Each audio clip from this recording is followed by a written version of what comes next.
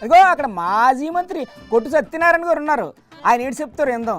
నమస్కారం సార్. సాక్షాత్తు ఈ రాష్ట్ర ఉప ముఖ్యమంత్రి గారు అందరూ ఆయన మీదే పడతారేంటి సార్? సింహాసనంలో గోడ కూలితే ఆయన ఏంటి చేస్తారు చెప్పండి? సినిమాల్లో పంచి డైలాగులు కొన్ని ఉంటాయి. అవును సార్, ఉప ముఖ్యమంత్రి గారు సినిమాల్లో కూడా మంచి మంచి పంచి డైలాగులు ఉన్నాయి, అయ్యే వాడుతుంటారు ఆయన. ఈయన ప్రతిదాన్ని ఒక పంచి డైలాగ్ కింద చెప్పడం అలవాటు చేసుకోవడం తప్ప సినిమాల్లోంచి వచ్చారు కాబట్టి సినిమా డైలాగులు చెప్తారు, తప్పేటి ఉందండి అందులో?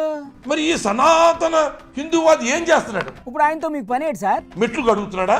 ఎప్పుడు అదే పనిగా మెట్లు కడుగుతూ కూర్చుంటారు ఏంటి సార్? ఇంకేం పనే ఉండదు ఆయనకి? ఏ ఆలయంలో మెట్లు కడుగుతాడు ఇప్పుడు? అప్పుడు ఏదో ఓ పాలు మెట్లు కడిగినందుకు అలా టార్చర్ చేస్తారండి సార్ ఆయన పాపం.